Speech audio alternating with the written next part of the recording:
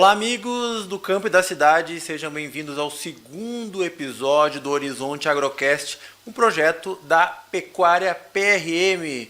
Divide comigo a apresentação, eu sou o jornalista Paulo Dutra, divide comigo a apresentação o médico veterinário Pedro Rocha Marques. Bom dia, Pedro, como é que você está? Bom dia, boa tarde, boa noite, tudo tranquilo, como é que tá, Paulo? Aqui é Pedro Rocha Marques, médico veterinário, PRM Consultoria,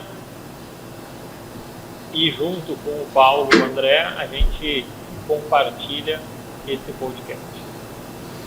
É isso aí, Pedro.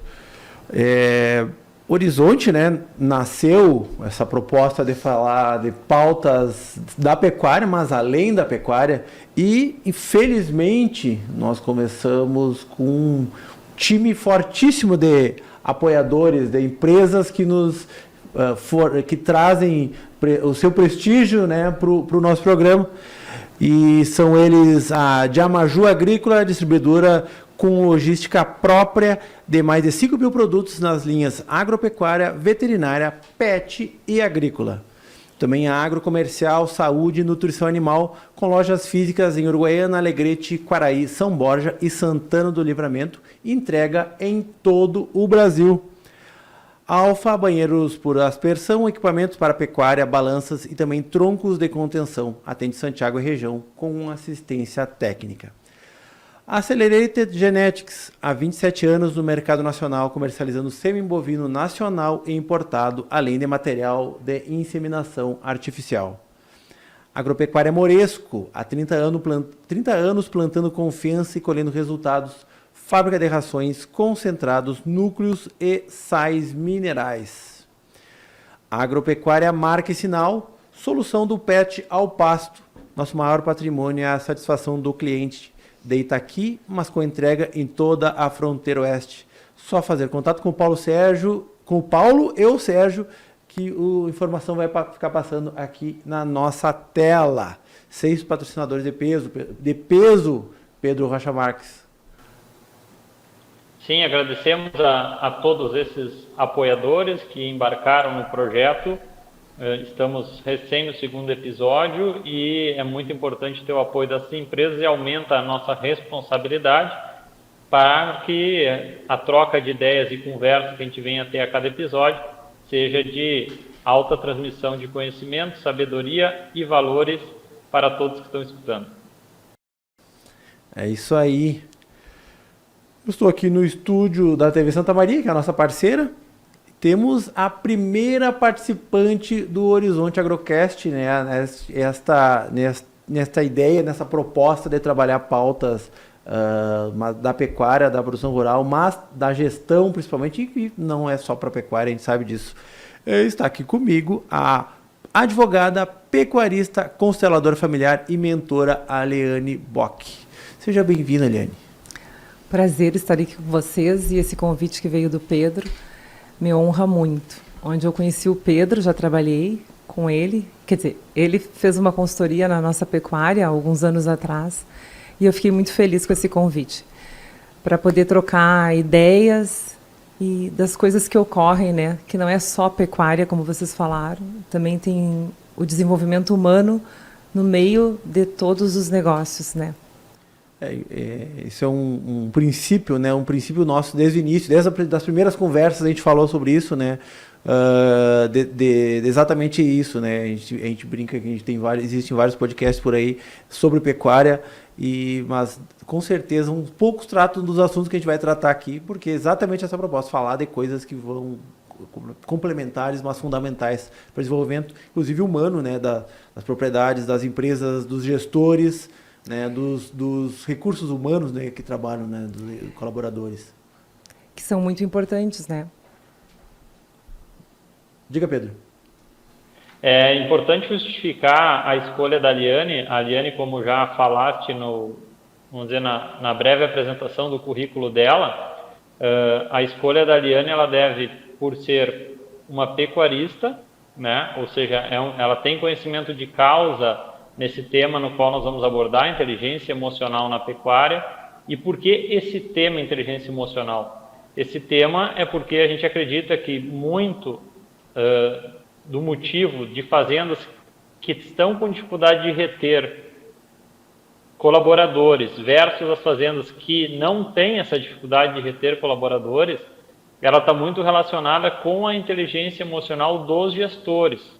Gestores podem ser proprietários, podem ser gerentes, podem ser administradores, porque a gestão de pessoas que vai se refletir na retenção de talentos e colaboradores dentro da fazenda está diretamente relacionado com a relação interpessoal. Então, se essas fazendas têm dificuldade em reter talentos, e isso também é uma comprovação nossa da PRM andando na estrada e fazendo esse comparativo, de que sim, a forma no que esse gestor conversa, o quanto ele se interessa pelos problemas pessoais dos seus colaboradores, a forma que ele corrige ou busca mesmo dar algum toque nesse colaborador, ter muito tato na forma de corrigir, isso é muito importante. Então, por que a Aliane? Porque ela é pecuarista, tem conhecimento de causa, nós nos conhecemos o perfil e também a família da Aliane, então os valores nos quais tem.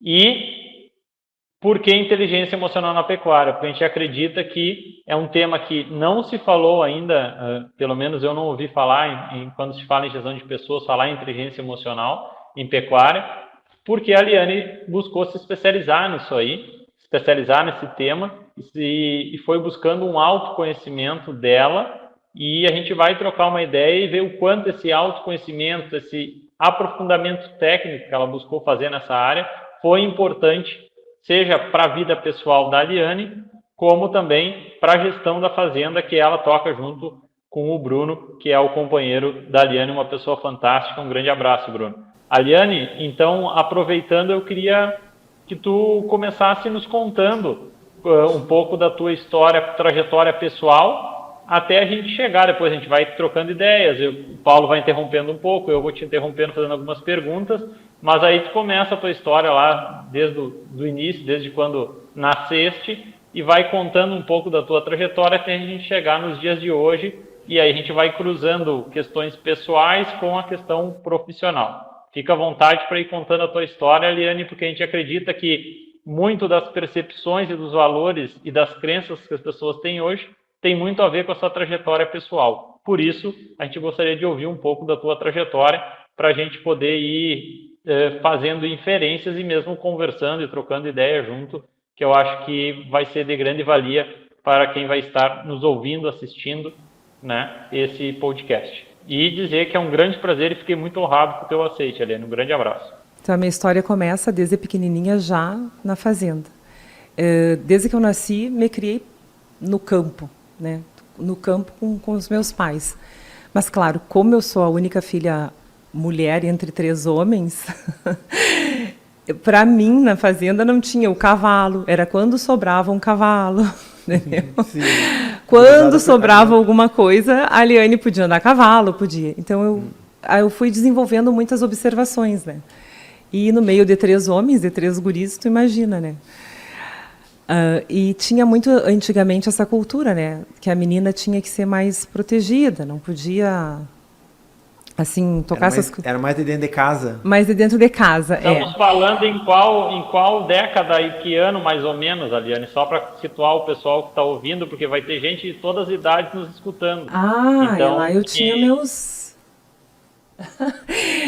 Ai, Pedro, assim, já dando a minha idade, né? Vai ser, né? Mas tudo bem, vamos lá. Ali por 1980, ali, né, Pedro? Acho que eu tinha uns 7, 8 anos, que eu lembro das histórias, né? Então, desde aí eu fui gostando do campo. Gosto do campo, gosto das coisas do campo. E sempre gostei muito de gado, de pecuária. Porque o meu pai, nessa época de 1980, ele já vinha parando com a lavoura. Meu pai também plantou. Não foi só pecuária. E ele chegou um tempo que ele disse que não ia mais plantar. Então, a partir dessa idade, de 8, 10 anos, já era uma adolescência já que eu via o meu pai trabalhando nas mangueiras com gado, com pecuária. E como eu disse, quando sobrava um cavalo, eu conseguia juntar o gado com o meu pai e com os meus irmãos. Claro, quando sobrava, né? Aí eu podia andar. Diz a minha mãe, conta algumas coisas que eu era muito arteira, assim, que eu queria participar. Mas como os guris, os meus irmãos me judiavam, né? Então tinha que ter sempre um olho Tu era mais assim. nova? Tu é Não, mais eu nova? não sou a mais nova, eu sou a do meio. Ah, tá. Tem um mais novo que eu. Uhum. Mas aí vai passando a adolescência e eu tive um primeiro casamento também, que eu tenho uma filha, e durou por um tempo, não deu certo. Também era ligado ao campo, né?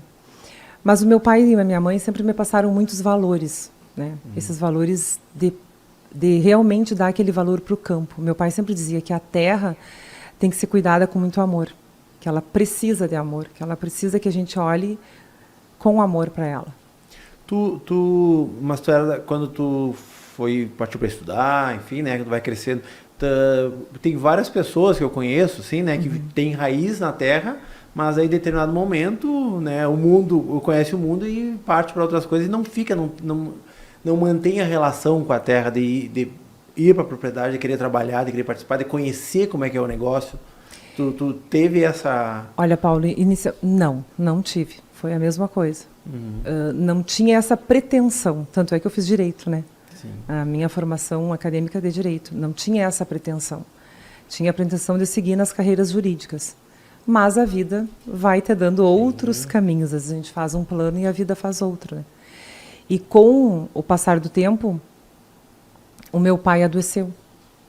E aí, quando ele adoeceu, os médicos disseram que ele iria durar só 5 meses. E eu morava até em Santa Maria nessa época. E eu fiquei tão apavorada com aquilo. Ora, 5 meses, né? Aí O que dá tempo de fazer em 5 meses? para mim, o que daria tempo era ficar perto do meu pai e aproveitar ao máximo aquele tempo, né? Porque eu saí muito jovem de casa. Então, eu fui para Santiago, me mudei e fui para Santiago. Porque os médicos tinham dito que ele ia durar só 5 meses, era um câncer de pulmão. Mas Deus é muito sábio também, e o meu pai começou a durar. O tratamento, ele começou a durar, ele era um guerreiro, assim, ele não se entregava para as coisas. E com isso eu fui ficando. Mas com a doença, ele debilitado, eu comecei a estar sempre com ele, entendeu? Ser motorista, ser o peão, eu digo sempre assim, ser a pessoa que fazia as coisas, e ele foi se apegando. E aí ele tinha umas quantas propriedades, o meu pai tinha propriedades que não eram todas juntas, eram separadas, então eram umas quantas sedes. Bem difícil de administração, não é uma coisa tão simples. Então ele tinha invernadas de gado de cria, o outro gado que era para engorda, porque ele tinha um ciclo completo na pecuária. E eu fui observando e só de mandalete, assim, de ficar, sabe, a filha, mas nunca desobedecia às ordens do meu pai. E ele durou 3 anos e meio. Então, nesses 3 anos e meio, teve muita troca. Aí eu já vi mais diferente ainda o campo, eu já vi com outros olhos, né? E a minha mãe, quando ele faleceu, me escolheu. Eu quero continuar com as fazendas contigo. E aí nós continuamos por um curto período, não foi tão longo assim. Que aí... E ainda na complexidade do ciclo completo, né? Porque não sim. é... Bom, talvez a gente deixe mais pra frente falar sobre isso. Não, né? pode até falar, porque é uma coisa assim... Então, eu tinha dias da semana, tá? Eu segui um cronograma que o meu pai já seguia. Por exemplo, na segunda ele estava numa propriedade, na terça e na quarta. Então, segunda, terça e quarta era onde tinha o gado de cria. Onde tinha os gados de cria. Aí, nas quinta, sexta e sábado, eram nas outras propriedades onde tinha só boi. E aí eu segui esse mesmo cronograma. Então, o meu serviço, e eu fiquei um bom tempo assim, que eu também trabalhei nas mangueiras com os funcionários, com o pessoal que ficou. Por que eu fiz isso? Porque eu não sabia a volta toda do campo. Eu vou dizer dessa forma, bem gaúcha. Como você fala, tá certo. Então, eu tinha que aprender como funcionavam esses manejos. Por exemplo, a nascença logo que meu pai morreu, antes dele morrer, deixa eu voltar um pouquinho. Por exemplo, meu pai ele não tinha esse controle de toque para ver quantas prenhez, ele não fazia esses cálculos, certo? Sim. E aí eu comecei a estudar, comecei a buscar informação, comecei a conversar com uma pessoa, conversar com outra. E aí um veterinário disse, tem que fazer o toque, tem que fazer... Isso ele ainda estava vivo. Eu fui no hospital bem faceiro, ele Ele não estava tão bem. Pai, eu vou fazer toque nas vacas, eu vou ver quanta prenhez, quantas... Não, isso é bobagem, porque meu pai era aquela pecuária extensiva, aquela raiz, né? E deu certo, né? Ele teve sucesso. Claro. Mas não. outros tempos, né? Então... Né? E ele para mim, não, isso aí é tudo uma bobagem. E eu, pai, não é bobagem. E ele, não, eu que mando. E quando ele me dizia que eu que mando, eu silenciava, porque eu sempre obedeci. Eu sempre tive um carinho pelo meu pai e um respeito, assim. Eu nunca quis passar por cima dele na autoridade, sabe? Claro. Que eu acho que isso é muito importante e isso hoje está faltando. Pelo menos... E a Liane? Oi.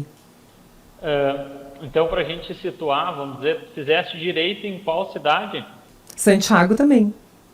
Santiago. Então, fizeste Sim. Santiago, não ocorreu aquele fenômeno que eu pensei que podia ter ocorrido de ir para um grande centro e aí que é o que acontece com jovens do interior, né? Se vislumbra com um grande centro e aí daqui a pouco demora um pouco para voltar para as origens, mas não foi o caso. Bom, aí não. nisso, durante a faculdade, tu te casa. Eu já era casada, Pedro. Era casada. Já, eu casei, o meu primeiro casamento, eu casei com 17 anos. 16, na verdade. Então, beleza. Então, um casamento, vamos dizer, com nenhum julgamento de valor, foi um casamento precoce, né? Cedo, no caso. Isso, sim. Isso. E aí, teve a sua filha, nasceu quando? Com que idade?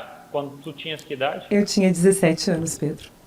Então, foi nessa fase. Então, o que acontece?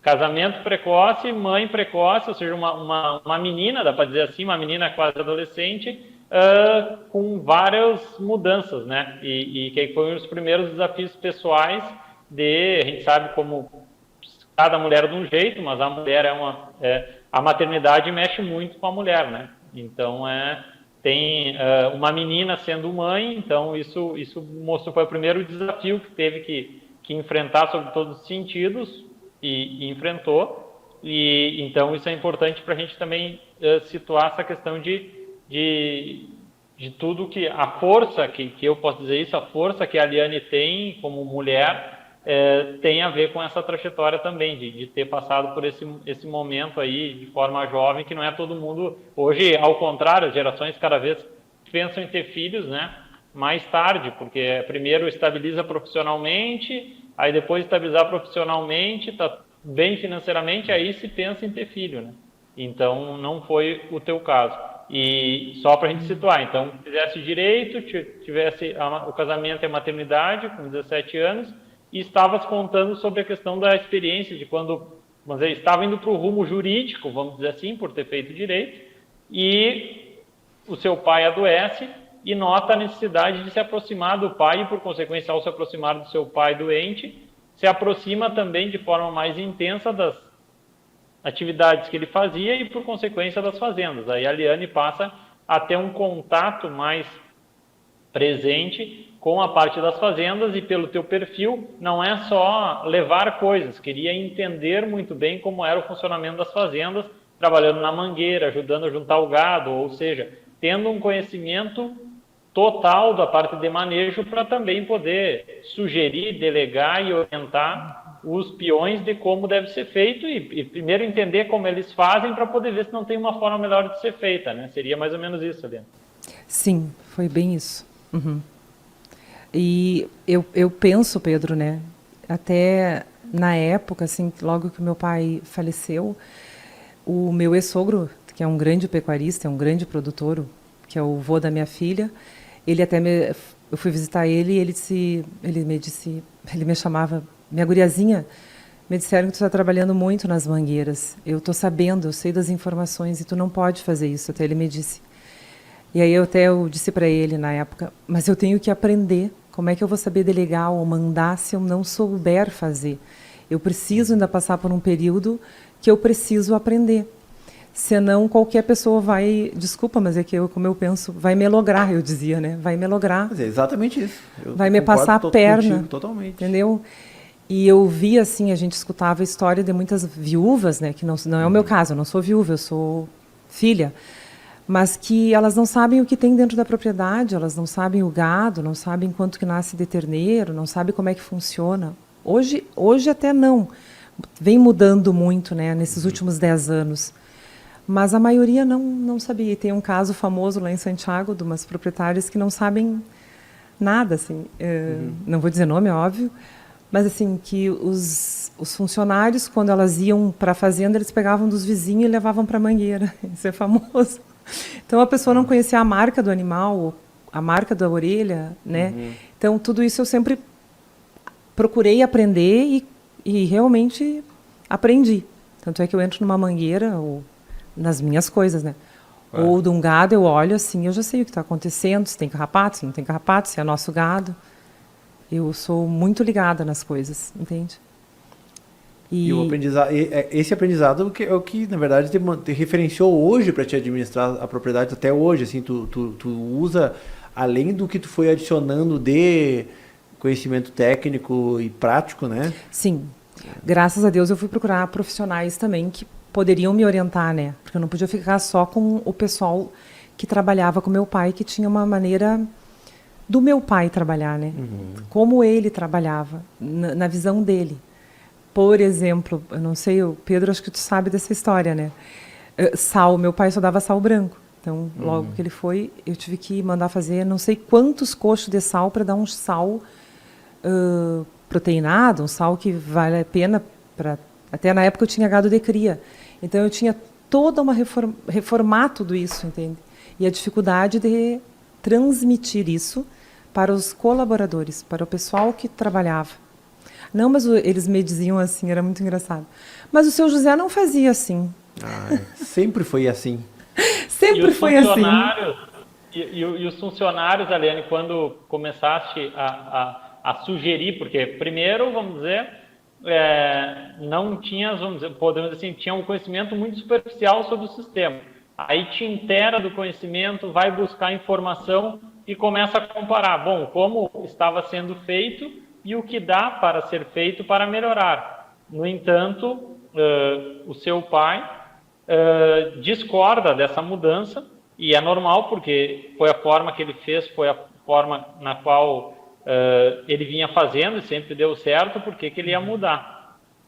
Então, só que nesta questão, acho que aí um assunto e o objetivo desse podcast é que quem escute, se identifique e possa aprender. A gente poderia estar numa situação na qual o seu pai não estivesse doente e tivesse convidado a Aliane para entrar, e a Aliane ia tentar fazer alguma mudança e o pai não ia deixar. E isso, vamos dizer, nós, no caso a Pecuária PRM, nós como família, eu com meus tios, inicialmente eu tive um pouco de dificuldade nisso quando comecei, há 15 anos atrás, exatamente isso que eles iam fazendo, e é normal. O ser humano vem fazendo de um jeito, vem tendo evolução, mas não é que se quer mudar tudo, são pequenos mudanças para somar ao que já está sendo feito. Mudar desacomoda, né? Mudar movimenta, e aí o movimento que nisso... Demora para as pessoas, as coisas se colocar, se posicionar. Demora muito. É que nisso, acho que mais para frente da conversa a gente vai abordar esses temas com a Aliane. Eu acho que é importante a gente ir pincelando de leve. A Aliane vai entender isso aí tem muito a ver, porque não é só a questão... na pecuária, ela não envolve uma questão, e acho que em qualquer empresa, né? Não é a questão somente, vamos dizer, vamos tentar, porque na verdade o que se diz, né? Testa pequeno, ou seja, em vez de, tenho dúvida se o sal proteinado funciona. Não vou usar em todo o rebanho, uso num lotezinho de 30 vacas, e aí, bom, se deu o resultado, amplio para demais lotes que julgo necessário. Mas quando a gente propõe algo para alguém que está já há muito tempo fazendo, tem também, no caso, o sentimento de pertencimento, né, Aliane? E poder, no qual tu, daqui a pouco, dependendo se o cara ainda está ativo lá, o gestor, quando vai se fazer a sugestão da mudança, muitas vezes ela também vem imbuída de um cunho psicológico que, vou perder o poder, porque não sou eu que estou sugerindo, não sou eu que decidi por aquilo. Muitas vezes os funcionários também atribuem a questão de uma maior demanda de serviço né? Então, por exemplo, queira ou não, uma fazenda que nunca fornece sal é menos uma atividade que os colaboradores vão ter. Para te poder fornecer sal, tu precisa ter coxo, tu precisa na camperiada vistoriar o coxo, tu precisa ter um estoque, controle de estoque de insumos no galpão, tu precisa ter um controle desse estoque no galpão, um controle de estoque do sal no coxo, e o sal molha, o sal estraga, vem uma série de recomendações a mais que o colaborador não está. No sistema mais tradicional, ele precisa cuidar o carrapato, fazer um medicamento e dar uma camperiada. Conforme o grau de intensificação no qual a gente vai fazendo, maior é a necessidade de monitoramento e maior é o volume de tomada de decisões que precisa se tomar durante um dia. Então, olha só, a Aliane citou a questão da suplementação somente. É um exemplo, a gente podia falar de qualquer tecnologia. Mas para ver que para decidir sobre uma tecnologia, não é somente a viabilidade econômica dessa tecnologia, mas sim o estágio no qual os gestores dessa empresa estão. Por exemplo, a Aliane relatando sobre a questão do pai dela já, que evoluiu muito no sistema dele, mas a Aliane identificou, conversando, lendo, estudando, que seria interessante fazer alguns ajustes tecnológicos, mas também tem essa questão do senso de pertencimento do negócio, do poder e mesmo a resistência dos colaboradores à mudança. Então, normalmente é importante entender esse todo, que a escolha e uso de uma tecnologia ela não é somente pela viabilidade dela, e sim pela análise do ambiente no qual a fazenda está inserido e no estágio no qual o seu gestor, o patriarca, como muita gente fala no meio rural, né, o homem da caneta, que estágio ele está e se ele também está afim de andar mais rápido, né? Porque se muitas vezes não tem a sucessão, para ele é melhor seguir até, vamos dizer, o fim da vida dele fazendo dessa forma, porque se ele vai mudar o sistema e não tem um sucessor para poder, com mais energia para poder monitorar, isso vai gerar uma série de complicações dentro do modo de gerir o negócio. Então isso também é muito importante para que quem está nos ouvindo entenda. Não é somente decidir sobre uma tecnologia, ela envolve a situação familiar e esses demais itens que nós já comentamos, né, Aliane? Sim, e tu comentou isso, me veio uma passagem com meu pai, dos carrapatos. Tinha uma invernada, tu deve lembrar da invernada, Pedro, lá no Antão, que a gente chama. Essa invernada era de gado de cria, e meu pai, antes dele falecer, e estava infestação de carrapato. E eu cheguei na fazenda, eu levava os produtos tudo na caminhonete, porque como eram umas quantas sedes, não tinha uma sede com todo organizado, ficava tudo na casa que era do meu pai, e a gente levava na caminhonete para banhar. Essa invernada eu banhei de 7 em 7 dias, cada vez que eu chegava lá. Eu lembro assim, Pedro, tinha uma vaca toda de carrapato, sabe? Parecia um enxame, uma cachopa. Eu sentei assim, eu me lembro que eu quase chorei, tá? Mas aí, vamos lá, temos que trabalhar. Aí eu não pegava celular lá naquele fundão, porque é um fundão, Peguei o cavalo, subi para falar com meu pai, que ele estava no hospital. Olha, tá de novo. Eu vou ligar para um veterinário, para alguém vir me ajudar, tem que fazer outro princípio. E ele, não, é assim, te acostuma. Aí... Tô rindo agora, porque lá eu tinha vontade de chorar. Desci daquele cavalo, banhei aquele gado, voltei para casa e vai de novo. Mas não foi fácil, porque é isso que tu acabou de falar, né, Pedro? Mudar um sistema, a cabeça das pessoas e os colaboradores e as pessoas não é de uma hora para outra. E uma mulher ainda. Ah, não. Bom, esse de uma mulher eu nem ia comentar. Não, mas é fundamental, eu acredito que é fundamental. Olha, é uma resistência, assim, eles acham que as mulheres não têm competência, sabe? Até hoje, tu acha que dizem isso, que acham isso, que alguém tá pensa? Menos, bem menos, né? Porque tem muitas mulheres na pecuária, tem muitas mulheres tocando, mas ainda existe essa resistência pelos colaboradores mais antigos, entende, assim? Então... O que essa guria sabe?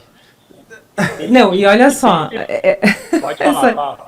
Desculpa. Essa guria Imagina, já era casada, mas eles me enxergavam, Sim. porque tinham uns de 25 anos, como a criança filha do José Bock, entendeu? Que eu era uma criança. E teve algumas brigas familiares, de disputas, e aí isso também prejudicou um pouco, entendeu? Vai, Pedro. E assim, por exemplo, além disso, né, Aliane, a grande dificuldade que eu vejo é diferente ser uma fazenda, por exemplo, que historicamente ela foi tocada só por mulheres. Aí, vamos dizer, os colaboradores que estão lá já estão acostumados. A questão, no caso específico da Aliane, e como a gente acompanhou em outros, é a dificuldade de que era o pai da Aliane, vamos dizer, que tocava, que é um homem, e aí entra uma mulher para poder tocar. Então, no caso, aí eles fazem isso. É com a Aliane, com uma mulher, e com mulher é um pouco mais resistente, mas também é sempre quando tem essa troca de bastão, né?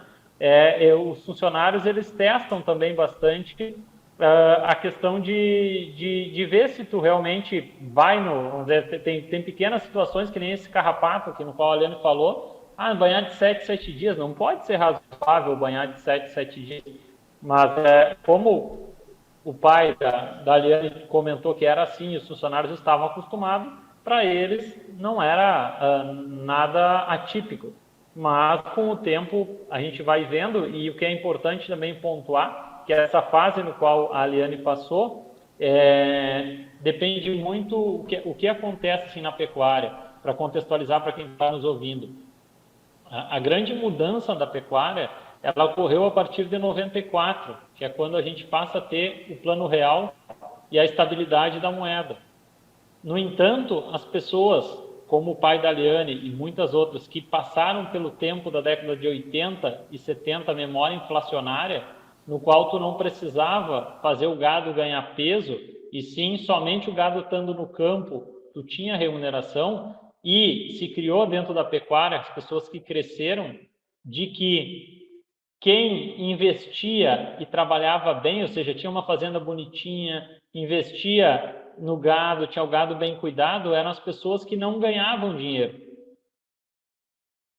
Em 94, quando se tem a estabilidade da moeda brasileira, a fazenda ela passa a ser, os custos passam a ser mais ou menos estáveis, e aí sim, o que vai determinar a eficiência de um negócio é em quanto tempo e com o menor custo possível, esse gado vai ao gancho ou vai ser vendido para um outro produtor rural, na questão da cria ou da recria, mas o ciclo completo ou a recria engorda é quanto tempo e que custo tem para entregar esse animal ao frigorífico. Então, isso também é importante, que não é só a situação da família da Aliane, mas foi muito normal na pecuária essa transição. Hoje nós já estamos quase 2024 fechando, estamos já em 2025, 30 anos desse. Então já tem uma geração que nasceu no momento de estabilidade, e muitos dessas gerações já estão tocando algumas propriedades.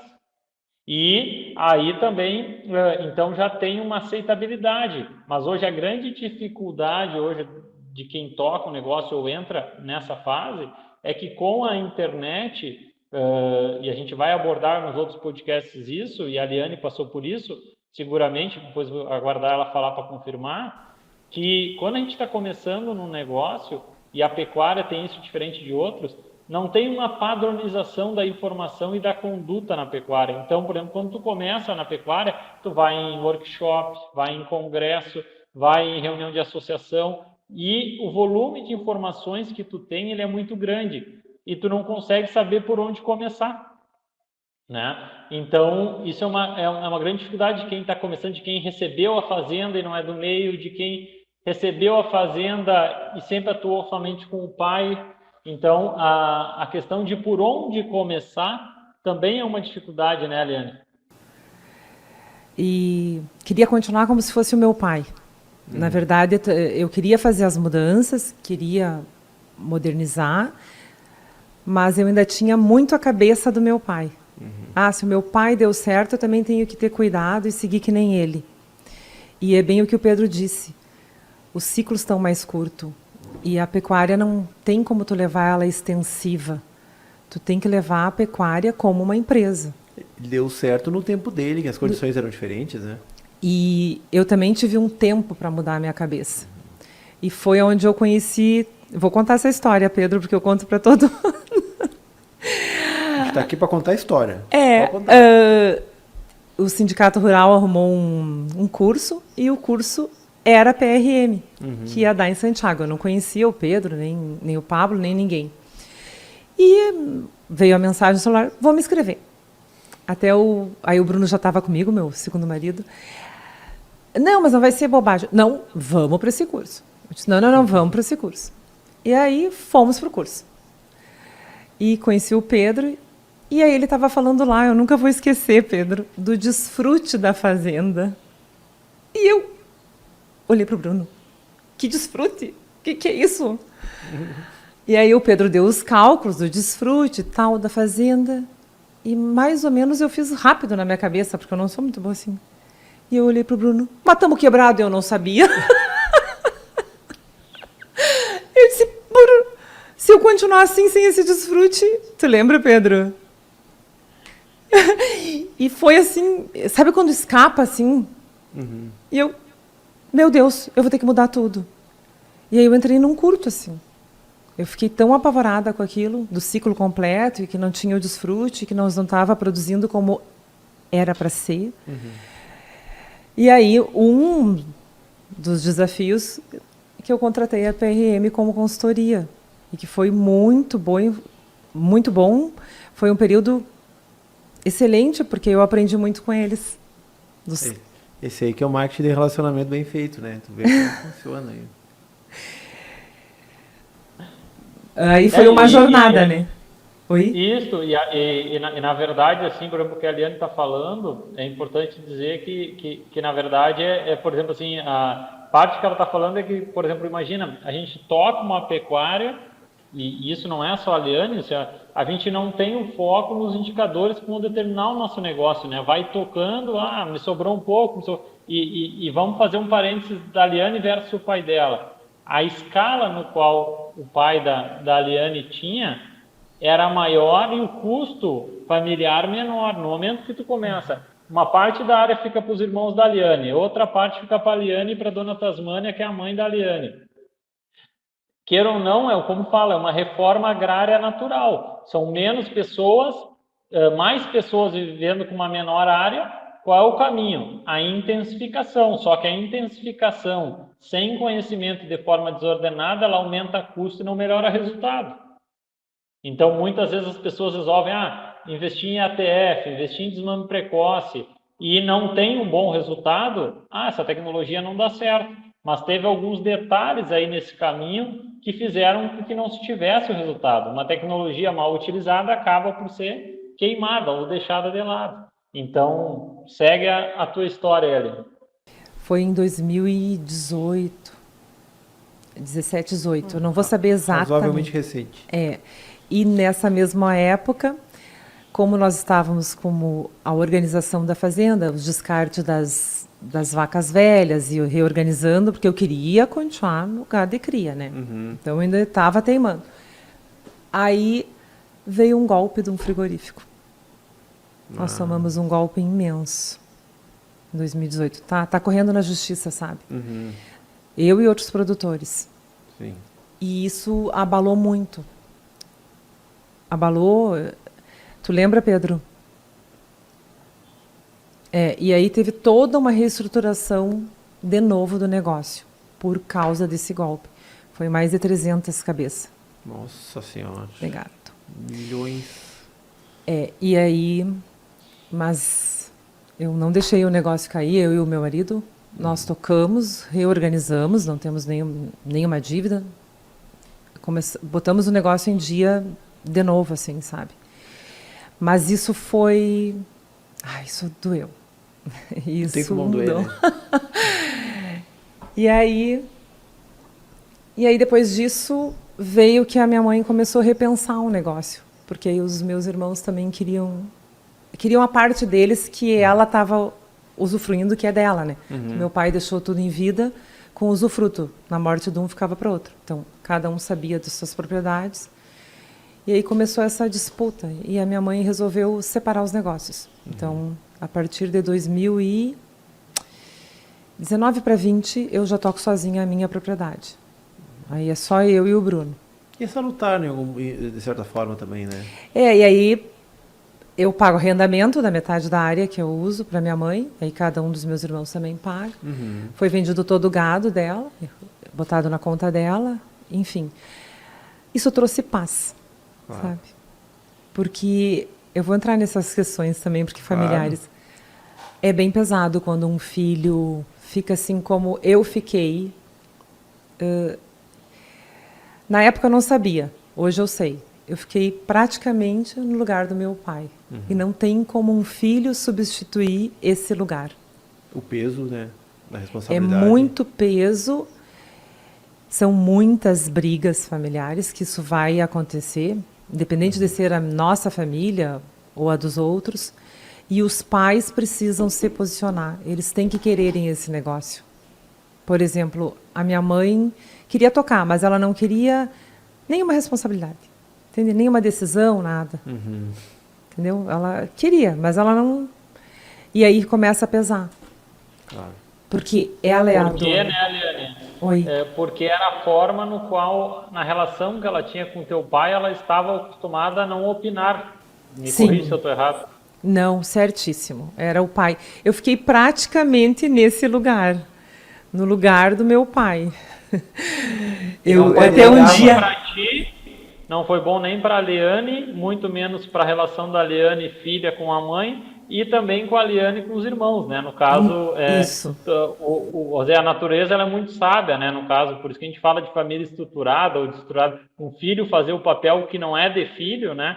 É o quanto mexe em toda a estrutura familiar, né? E aí é muito peso, mas eu não, na época eu não me dava conta, entende? Sim. Eu tenho muito apego com meu pai e eu tenho muito a cabeça dele. Até o Bruno, meu marido, não conheceu o meu pai, mas ele disse: olha, eu acho que eu vivo com o teu pai.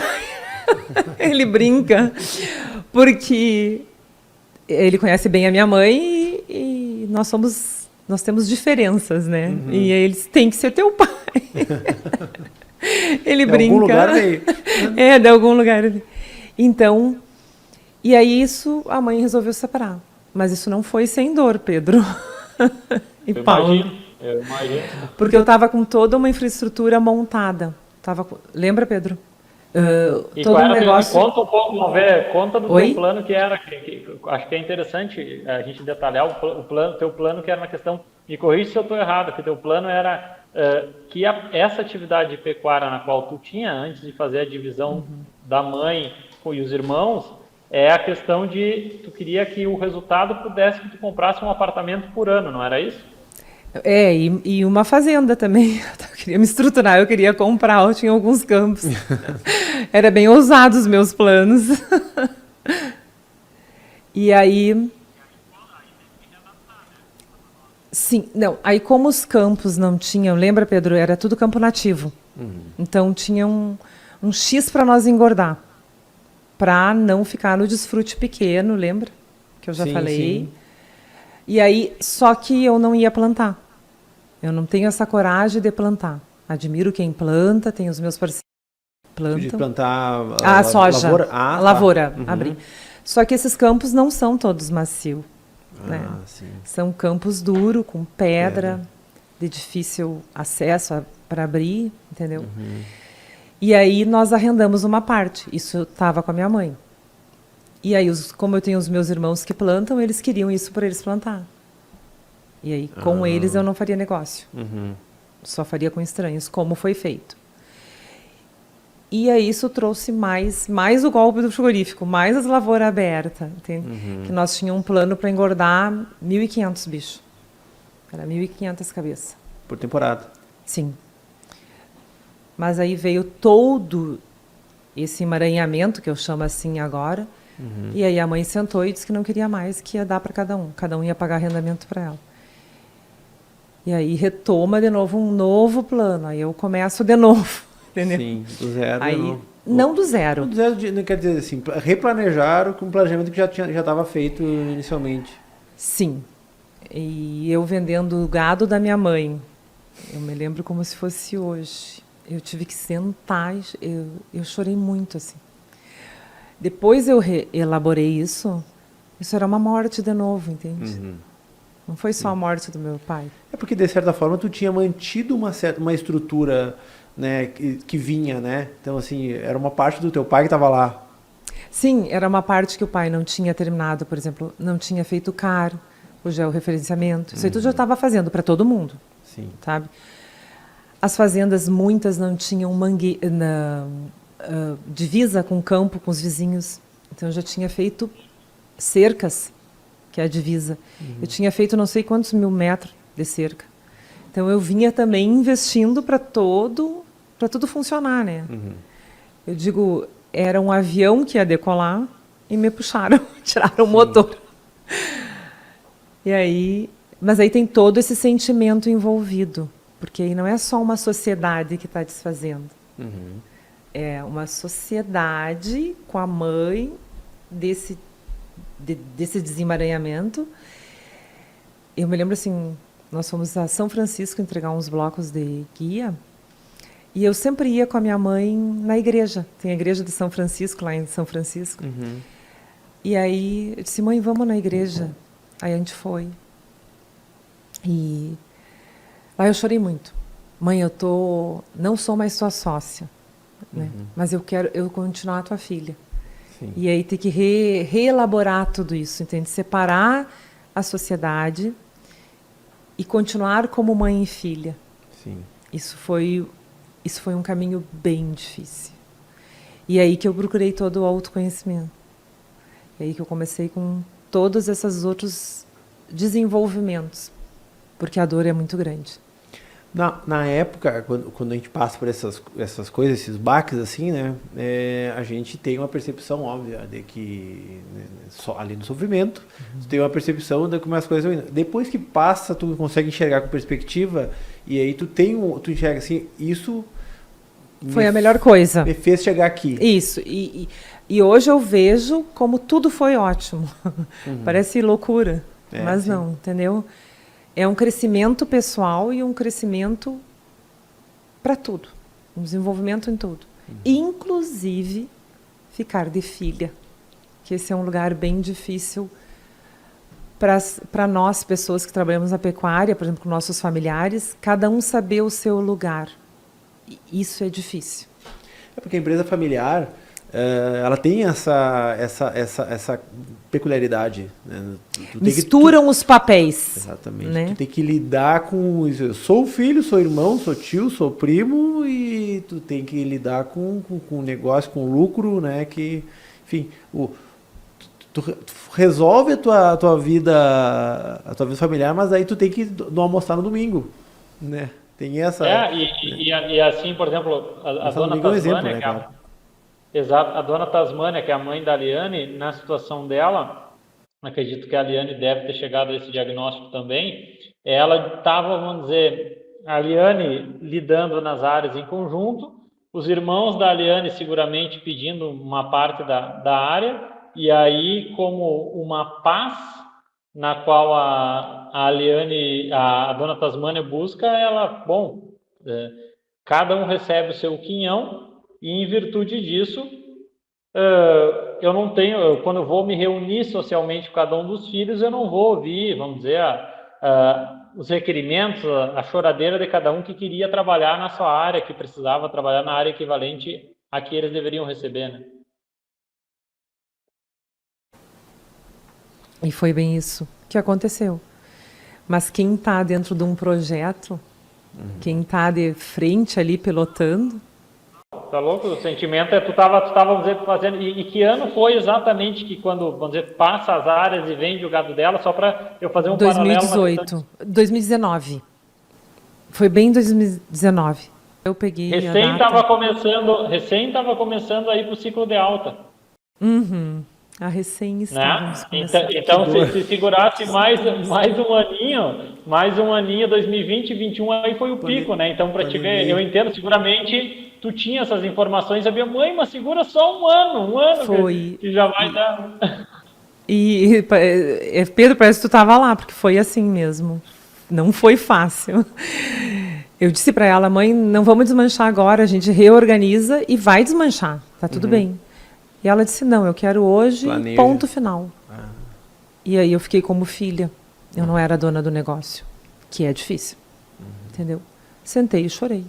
Chorei por um bom tempo. E o pessoal que comprou o gado foi todo vendido, né? Só fiquei com a minha parte, que era a minha. Tirei. Até hoje eles ligam pedindo vaca e tudo que é coisa, que nunca compraram um gado tão bom. Da negociação. Pedro, que nunca viram um gado tão bom. Porque estava tudo planejado, entendeu? Sim. É sinal de resultado, né? Mas isso também é um aprendizado, né? E, por exemplo, vamos comparar, porque nessa questão aí não foi uma decisão de negócio, né? A decisão no qual a dona Tasmânia estava querendo era uma decisão de paz familiar, né? Dela como matriarca, e aí não entra esses critérios econômicos, claro. Se consegue conciliar, melhor, mas a decisão dela era para ela ter a paz. E a Aliane montando todo esse projeto, só para o pessoal entender, que quem está no meio já sabe, mas, por exemplo, pega um exemplo desse ano, por exemplo, né? Quem vendeu animal em março, esse ano não, já estamos em 2025, então 2024. Em março de 2024, quem vendeu um boi de 500 quilos, versus quem vendeu esse mesmo boi de 500 quilos em dezembro de 2024, nós estamos falando em R$ 1.500 por cabeça de diferença. Né? Então, em 300 cabeças dá para tomar alguma Coca-Cola e comer algum X, né? Dá tranquilo. Tá. Muitas, né, Pedro? Então, claro, eu tinha todos os estudos, né? Nós tinha tudo na mão quando desmanchamos lá. É bem o que o Pedro está falando, mas não tinha o que fazer.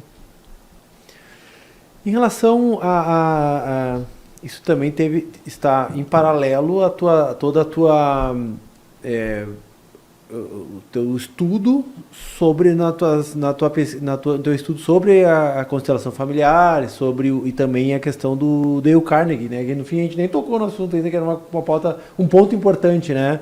Nós vamos entrar exatamente agora, tá indo bem direitinho, vamos dizer, o cavalo tá bem domado, tá indo troteando bem direitinho, não saiu da estrada ainda. Não foi combinado, só para avisar.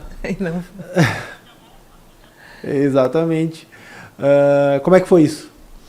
Pelas minhas próprias dores, pela minha própria tristeza, pelo meu próprio apego, entende?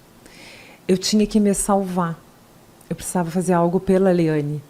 E ninguém ia conseguir fazer nada por mim. E aí eu comecei a estudar. Participei de alguns grupos de constelação e fiz algumas constelações.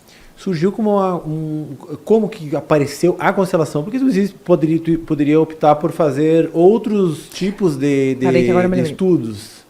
Porque, eu tinha feito uma constelação há muitos anos atrás. Há uns 14 anos. Isso eu posso errar a data, tá? Porque eu teria que ver.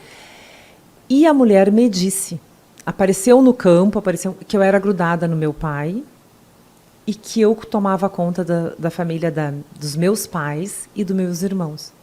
Tu imagina, isso foi visto por outras pessoas, que o campo funciona assim. Pode ser por boneco, mas pode ser por pessoas ao vivo. E quando aconteceu tudo isso, eu me lembrei da constelação.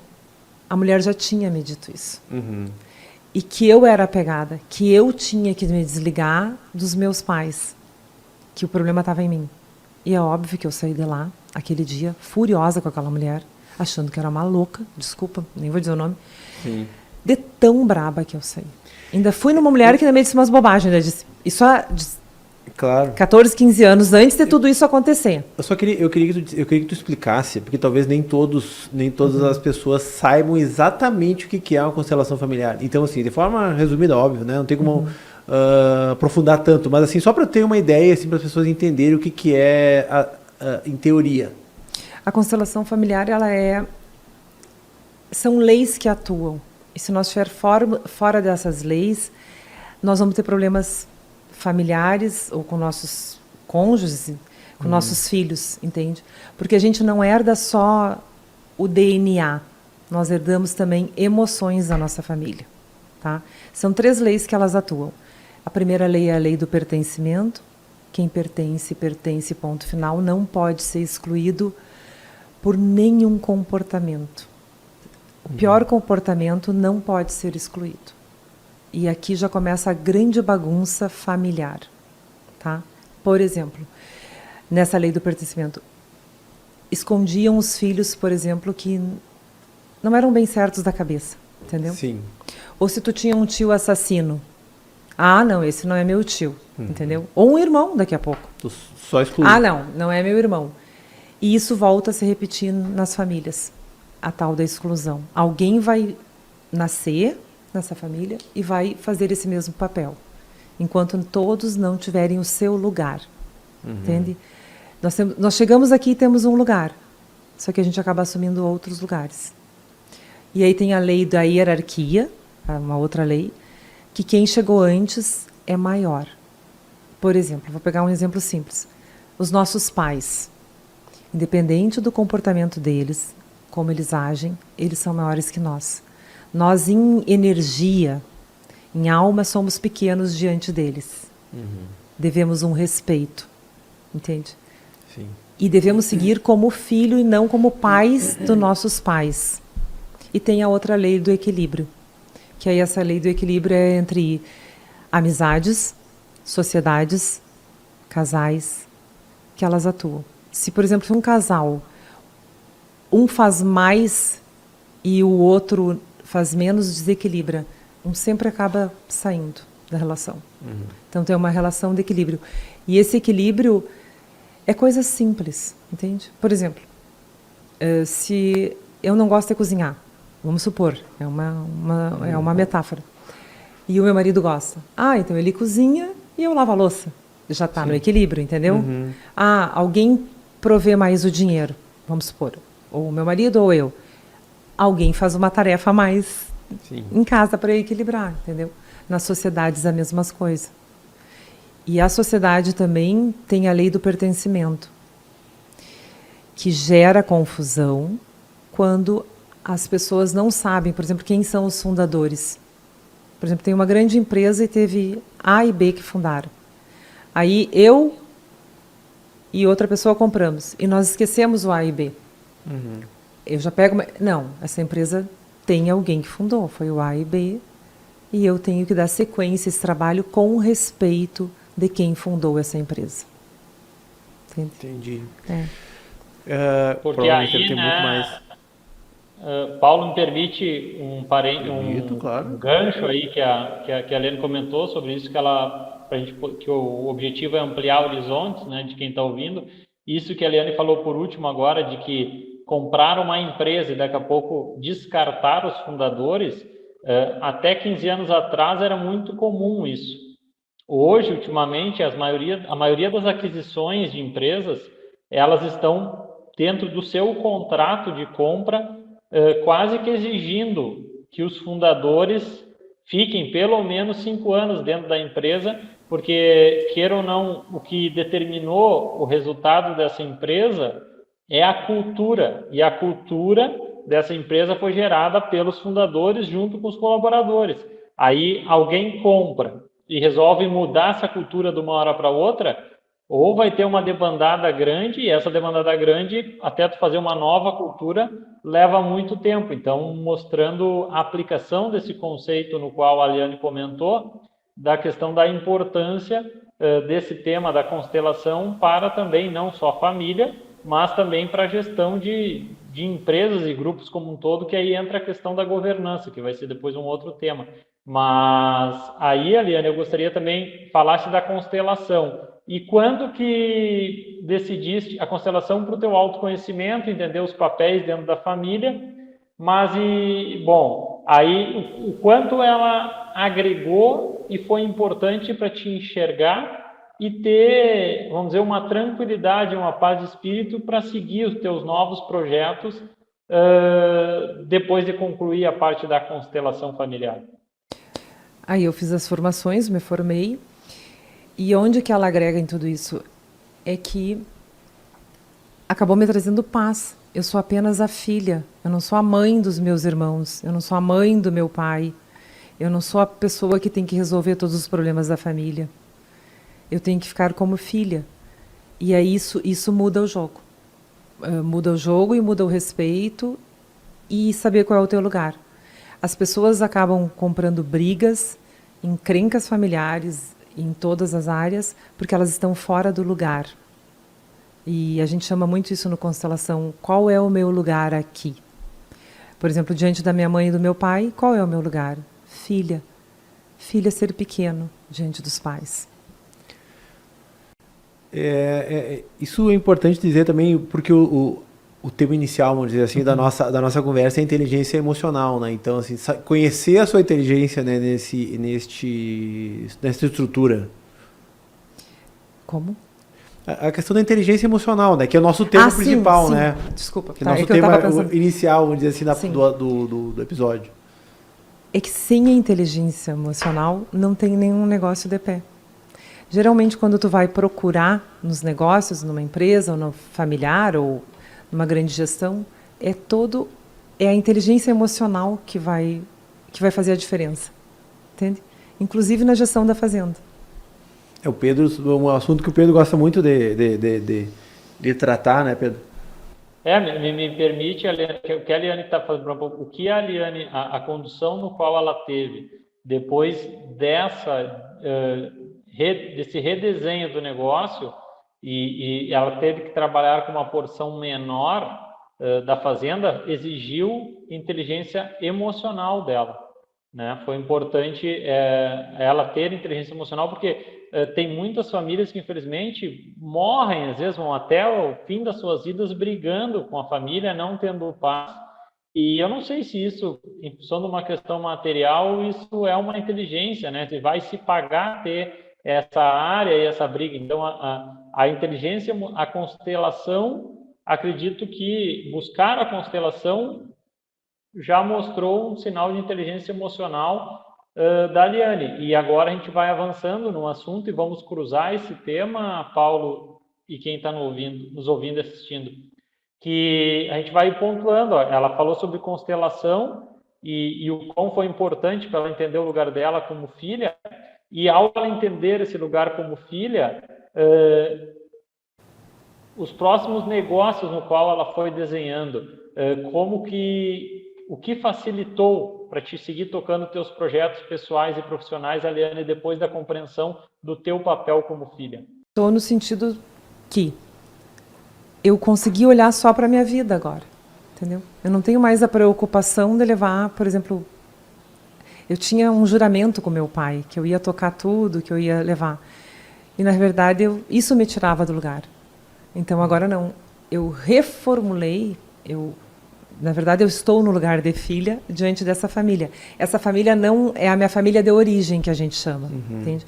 A minha outra família nuclear, que é a mais importante, hoje, é eu e meu marido. Entendeu? Essa, porque eu não boto a minha filha, porque a minha filha já é casada. Então, a minha filha já casou, já tem a família dela. Claro. Ela está construindo a família dela, a vida dela. Então, cada um tem que cuidar da sua família. E, geralmente, nós, filhos, não sabemos disso. A gente acha que tem que cuidar dos nossos pais. Aí tem uma linha tênue. Aí depende dos casos, entende? Quando está lá, muito velho, é outro. Mas quando eles têm plena condição, eles tocam a vida deles. Todo pai e mãe tem força para tocar a sua vida. Da forma que eles acham que é boa. E não que nós, filhos, achamos. Que senão fica aquela situação, né, Aliane, da questão de, por exemplo, que queira ou não, a vida é cíclica, vamos dizer, da fase quando a gente é criança, os nossos pais nos educam, né? E aí, depois disso, quando a gente está nessa fase, vamos dizer a fase, vamos dizer que eu vou completar 40 anos, meus pais têm 73 anos, tão conscientes, conseguem fazer bem as coisas, mas se tu não te policiar e não entender esse papel de filho, como muitas vezes tu vai estar querendo sugerir ou dizer o que eles devem fazer, né? E isso acaba gerando, queira ou não, as pessoas quando já estão com o avanço entre 70, 80, elas também já têm um senso crítico e se queixam muito, né? Ah, tô ficando velha, me esqueci de tal coisa. Então elas já estão com a autoestima um pouco mais baixa, né? Em relação a isso, e aí um filho começa a querer ter o papel de pai, inverter os papéis, isso realmente não é salutar para dentro de um ambiente familiar. Né? Os problemas para o filho que inverter, que tem que ter muito cuidado, porque ele acaba perdendo a sua própria família. Isso acontece muito, que eu vejo muito. E também não prejudicar os pais, é bem o que o Pedro falou. Mas isso é bem difícil, Pedro. Eu trago sempre uma metáfora. Não importa assim, ó, se tu tiver um pai, essa é uma metáfora, tá? E teu pai é daquela pessoa lá que é de uma propriedade rural bem pequenininha e a casa dele é de madeira e chão batido, de terra. E aí a gente se forma em doutor, PhD, médico, sei lá, qualquer profissão. Nunca vai ser maior que aquele pai. Mesmo aquele pai, aquela mãe naquela humildade, naquela casa. Nós temos que ser pequenos diante dos pais. E não importa formação, nem inteligência. Temos que respeitar o pai e a mãe. Isso é um valor inegociável. É desse sentimento, né? Tem a ver com como tu te sente em relação a eles também, né? Isso. Tem pais, vamos botar aqui, que também são muito difíceis de convivência. Ninguém é obrigado a conviver com esses pais, certo? Claro. E tem a ver também, falando em negócio familiar, né? Isso faz todo sentido quando a gente está, né, retomando, né, toda a tua trajetória nesse sentido, mas também tem a ver com esse futuro. Então é importante que esse tipo de coisa. Hoje você fala muito né, na negociação para estruturar a vida das pessoas do negócio a partir dos pais, né, os pais prepararem isso. Mas muitas pessoas tiveram na prática isso, na obrigação, né, como aconteceu contigo. Na obrigação, eu não sei se não foi a minha própria criança que se botou nessa obrigação, entendeu? Havia um pedido da minha mãe, sim. E depois o meu pai doente também, entendeu? É que aí eu entro em outras questões bem profundas, que eu não vou entrar agora. Não, é contigo. Que são muito profundas, entende? Eu sei por que tinha um chamado do meu pai, de me chamar, e da minha mãe. Porque eles têm algumas questões, por exemplo, meu pai... A mãe, ele tinha 14 anos quando a mãe morreu. Então, essa falta da mãe para um adolescente traz grandes consequências. Mas como, claro, meu pai não fez autoconhecimento, não fez um tratamento, ele não sabia dessas questões, entendeu? Outros tempos. Outros tempos. Nós somos filhos das pessoas que nunca puderam se tratar, né? Nem tinha isso, né? Não tinha compreensão, ou as pessoas achavam que era doente. Deus o livre de procurar um psicólogo, alguém, né? Era coisa de louco, de doente. Na verdade, não é, né? Claro. Hoje em dia, mesmo, se todo mundo fizesse terapia, o mundo ia ser bem mais fácil. Ia ser bem mais fácil. Sim, muito mais. E ao mesmo tempo, né? É importante a gente entender e puxar, fazendo link com a questão da pecuária, quanto tu ter feito, Aliane, a constelação e depois, se puderes comentar um pouco sobre o curso do Dale Carnegie, o que te agregou, quanto esses dois aperfeiçoamentos técnicos e autoconhecimento pessoal te favoreceram para a gestão de pessoas na área, ou seja, na fazenda que tu e o Bruno estão tocando hoje. Assim, que eu aprendi também, que é um curso que eu fiz, da gente olhar o ser humano como ser humano, entende? Olhar para aquela pessoa, não importa o que essa pessoa é ou ela faz, é um ser humano que está ali na tua frente. E ele precisa ser olhado como ser humano, não como nem mais nem menos. E a gente sempre se colocar no lugar do outro. Por exemplo, que dor alguém me ofende. Eu sei que isso é bem difícil, tá? Para mim é um trabalho. Mas que dor essa pessoa carrega que ela me ofendeu tanto?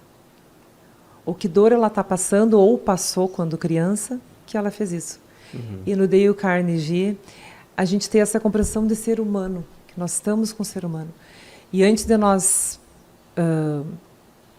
desfazermos de alguém, olhar para essa pessoa como ser humano e tentar achar o que é de melhor nessa pessoa, porque nós não somos ruins o tempo inteiro.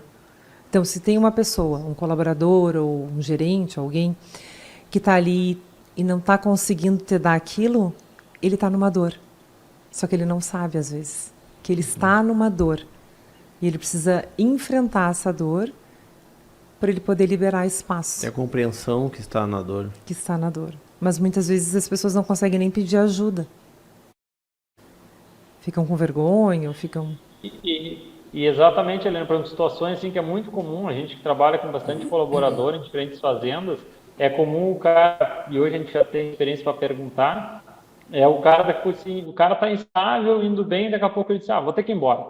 Aí tu entende que o perfil do cara não é esse, ele não é um cara de rompante, já está um tempo na fazenda e tal. Aí tu começa a conversar com ele, primeiro ele não te fala, aí tu insiste, pega algum momento que ele se solte mais e vai conversar com ele, aí tu vai ver que tem a ver com a questão ou no relacionamento dele com a esposa, algum problema com o filho, e aí tu dando, se ele permitir e aceitar o apoio, o quanto isso para ele vai, porque também, vamos dizer, nesses níveis mais baixos, também, e no meio rural mais ainda, né, tem uma resistência também essa parte de usar psicólogo, terapia, tem essa resistência. Então, no momento que tu começa a disponibilizar isso, ou mesmo conversar, ser um psicólogo do colaborador, quando possível, muitas vezes é um auxílio para ele poder se dar conta de que não é lá o trabalho que está atrapalhando e tal, e sim tem algumas coisas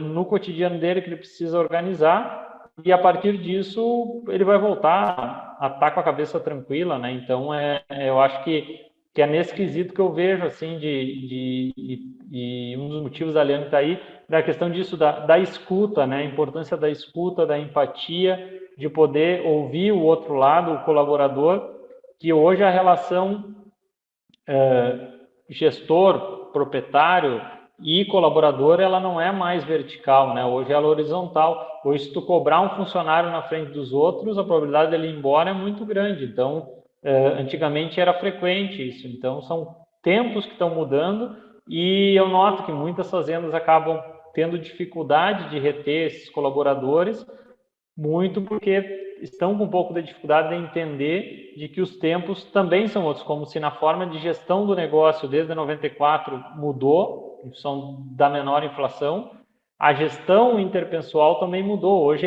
é muito difícil o proprietário, o gestor, o administrador da fazenda, ele não se envolver com algum problema do colaborador, problema familiar, porque no momento que tu soluciona isso, consegue ajudar ele a solucionar, por estar fora não estar dentro da garrafa, conseguir ler o rótulo, né? Não estar imerso no problema, a gratidão desse colaborador vai ser muito grande e, na verdade, mais do que dizer que tu se preocupa, tu está demonstrando que tu está te preocupando com ele, né? E aí gera um vínculo e esse cara se sente como parte do negócio mesmo, né? Sim, porque eles ficam muito perdidos, né? Eu não sei se é porque eu tenho uma intuição muito grande, eu sou muito sensível. Então, se as pessoas sentarem na minha frente, eu já mais ou menos sei o que está acontecendo. Uhum. E com os funcionários também, inclusive entrevista de funcionário. É na conversa que eu já seleciono, entende? Mas isso é meu, isso é a Liane. Todos não são assim. E com os nossos funcionários, hoje eu trabalho só com homem, né, Pedro? E claro, o Bruno que está na frente do trabalho, nas mangueiras e tal, eu não faço mais isso. Mas quando precisa de uma conversa, alguma coisa, eu vou estar junto, assim. Entende? Olhar e dizer o que está acontecendo. Nós agora reduzimos muito, né? Pedro está menor, então... Mas eu procuro ter esse olhar. De olhar e saber o que está acontecendo. De saber, assim. Mas tem um cuidado, que a gente não pode ser os pais dos nossos colaboradores. Isso também pesa. Também não podemos inverter esse papel. É um papel também desafiador, né? Porque a mesma forma que somos com os nossos pais, nós somos na vida. Então, quanto mais nós corrigirmos a nossa relação com nossos pais, mais nós ficamos aptos aqui fora. Isso acontece muito. As relações humanas, elas têm muito da sensibilidade, né? Tu entender e sentir que a outra pessoa está sentindo, tentar se colocar no lugar, né? tem a ver com intuição, como tu disseste, que é importante. Eu tenho muita. E quem não tem intuição tem que ter método. Né? Sim. Então, isso também é importante equilibrar também. Porque não dá ser só intuição, tem que ter método, né? Mas quem não tem intuição tem que ter método. Acredito que os dois é o sucesso. Tem que ter os dois. Combinação, né? É, uma combinação. Um equilíbrio é a palavra-chave. Né? Isso aí. O que tu tá falando? E eu acho que, por exemplo, cada vez mais esse tipo de conversa que a gente está tendo e algo que me ocorre nas andanças na estrada, aí quando o cara passa pensando e tal, é a questão de ter numa seleção, como a Liane falou, a seleção de um colaborador e tal, as fazendas vão ter que passar a utilizar esse tipo de profissional, como a Liane, por exemplo, para poder fazer a seleção e até mesmo, vamos dizer, se trimestralmente, né, a gente faz uma análise de previsto e realizado, uma análise econômica, uma análise produtiva da fazenda, quem sabe a gente vai ter que passar a fazer, se não trimestral, pelo menos semestral, como se faz uma análise de pareceres dos colaboradores, né, Liane, para poder ir corrigindo condutas e mesmo ouvindo, né, às vezes nem para corrigir, somente para ouvir questões do que se pode melhorar, o que tem que evoluir, e aí fazendo, em vez de deixar acumular e ter algumas coisas graves para corrigir, né, então trimestralmente ter conversas com esses colaboradores do que andou bem, do que não andou bem naquele trimestre, e com esse conhecimento psicológico, né, de poder auxiliar, porque eu vejo que acaba, claro, vai ficando cada vez mais complexo, né, são mais coisas para cuidar, mas eu acho que hoje o cenário, que era uma das pautas, o cenário de como está a mão de obra hoje tem muita oferta de emprego no meio rural. Tem muitas fazendas precisando de funcionário e hoje eles com o WhatsApp, eles têm um grupo entre eles, os colaboradores, e aí eles escolhem para onde eles querem. Antes de eles irem fazer entrevista com uma fazenda, eles já têm toda a ficha do proprietário ou do gestor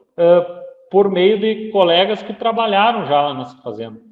Então, e aí qual é a solução? A solução é tu criar um ambiente que as pessoas chegam e se sintam à vontade lá, se sintam bem, que a família possa participar, e aí com o objetivo de que quando ele tiver uma oferta ele não saia, porque na verdade, por exemplo, essa rotatividade que vem tendo, rotatividade ou mesmo dificuldade de completar o quadro de funcionários, é algo que gera uma instabilidade para o sistema de produção e uma quantidade de atividades a serem feitas no mês muito menor do que as que são necessárias de serem concluídas, né? Então, por isso desse tema, por isso desse trabalho, a gente tem muitas fazendas aí que estão com dificuldade de cumprir, completar o seu quadro de funcionários, e não é nem a questão de ter funcionário bom ou ruim, é ter a quantidade mínima necessária, né? E vejo também, Pedro, que não, eu vou falar de mim, dona, né, como proprietária. Os proprietários também têm que se envolver um pouquinho, né? Porque eu não sei como é que essas grandes, mas assim, contratam gerente, e aí o gerente que comanda. E eu acredito que os proprietários também têm que dar uma olhada nisso, né? Junto com o gerente e saber como é que funciona esses funcionários. Como tu disse, do dia a dia. Eu sei como funciona uma mangueira, eu sei como funciona um gado. Eu sei que às vezes demora, às vezes tu tá com tudo planejado e, meu Deus, dá um errado. Às vezes dá, não tenho o que fazer. E eu tenho uma compreensão, porque eu já tive lá trabalhando. Então, é diferente. Claro que eu não sei como é que funcionam essas grandes fazendas, assim, mas quando o dono consegue olhar e ter uma boa conversa, e eles olharem no olho do dono e acreditarem naquilo que o dono tem valor, tem princípios, eu acredito que isso conserte muita coisa, Pedro. Com certeza, o discurso está alinhado com a prática, né, Aliane? Porque a forma dos produtos, porque a fazenda ela é implacável nisso, né? Se tu prometeu algo ou disse alguma coisa, se no curto prazo tu não cumprir aquilo no qual tu comentou, logo cai no descrédito dos colaboradores, né?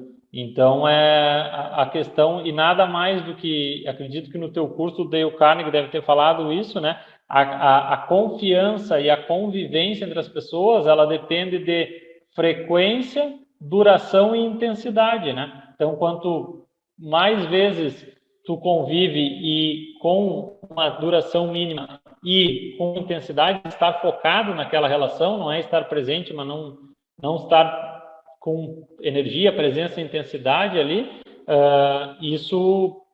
pequenas reuniões e ritos são importantes para sinalizar e demonstrar a importância daquele negócio para os colaboradores, né? Tá o proprietário lá dedicando seu tempo, conversando com todo mundo e acaba humanizando a questão do negócio, né? Quando terminamos o negócio da minha mãe, né, que era da empresa dela, e eu tinha conversado com os funcionários, era uma proposta e tal, e nós estava alinhando, aí veio isso, eu fui lá, expliquei tudo, que a minha mãe não queria continuar com o negócio, não era o que eu queria, que alguns funcionários eu teria que demitir porque eu não tinha como absorver todos, né?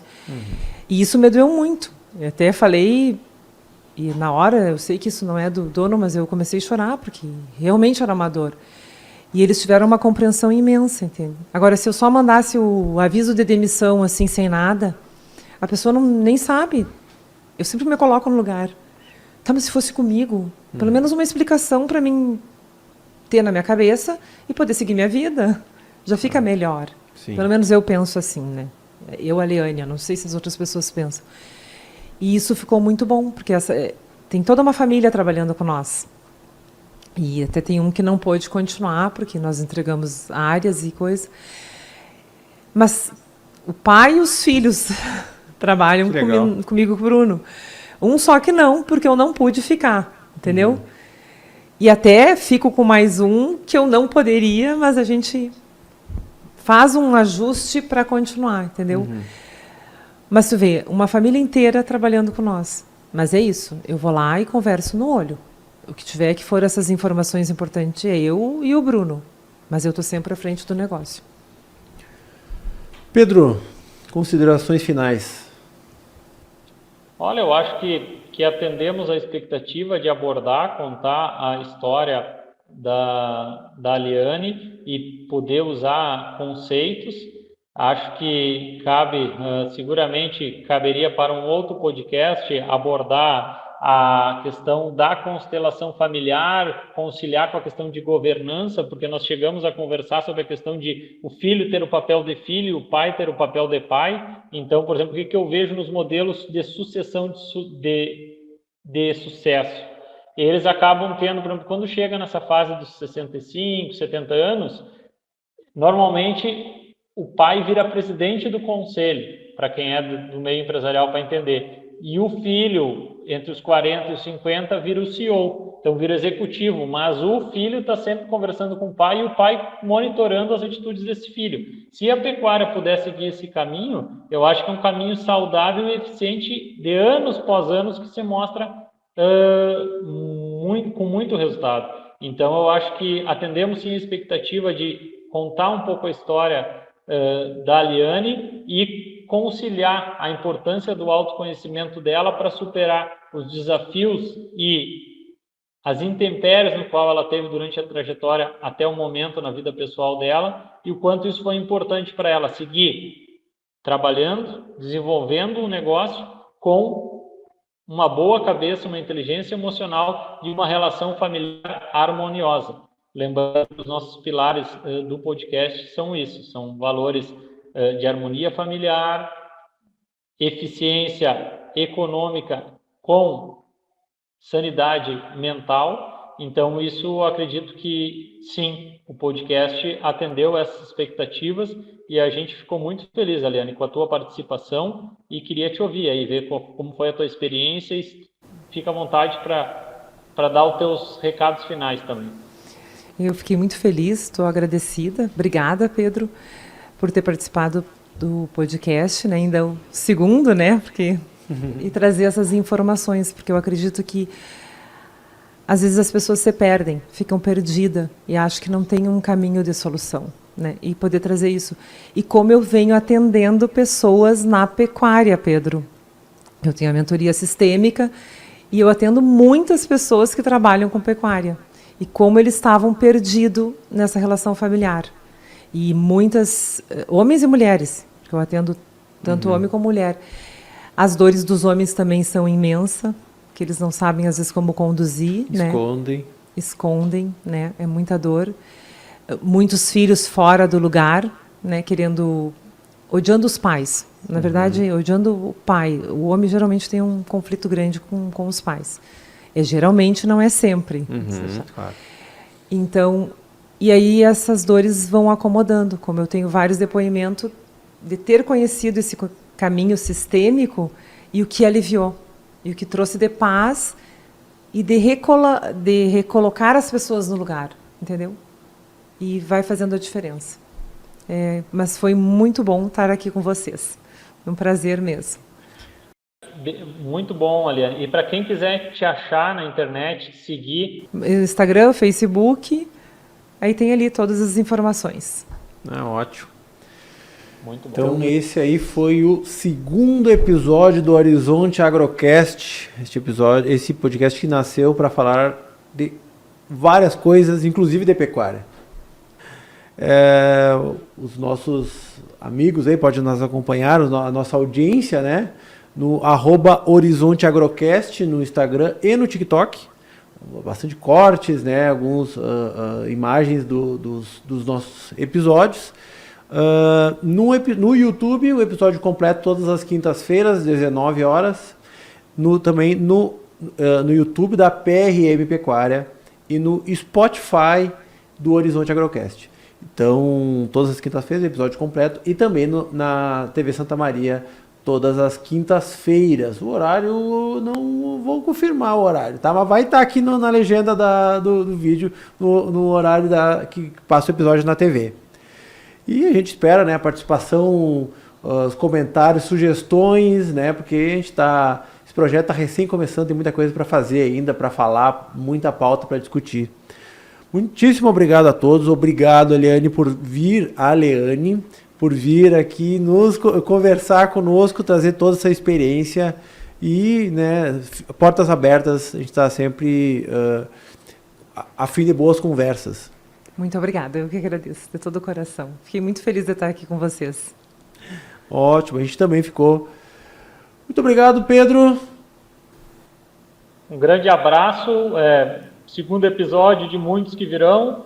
Nos sigam, marquem os sininhos para receber as notificações no YouTube. É um projeto que recém está começando. Espero que a gente possa impactar a vida de muita gente aí. Um grande abraço a todos. Paulo, Aliane, a equipe da TV Santa Maria que está nos dando todo o suporte na estrutura técnica desse podcast. Um grande abraço, uma boa semana a todos e fiquem com Deus. Valeu. É isso. Obrigada, um abraço. Isso aí, esse Horizonte Agrocast, um projeto da pecuária PRM. Agradecemos a todos pela audiência e siga a gente nas redes sociais que toda quinta-feira a gente está lá. Um grande abraço a todos e até a próxima.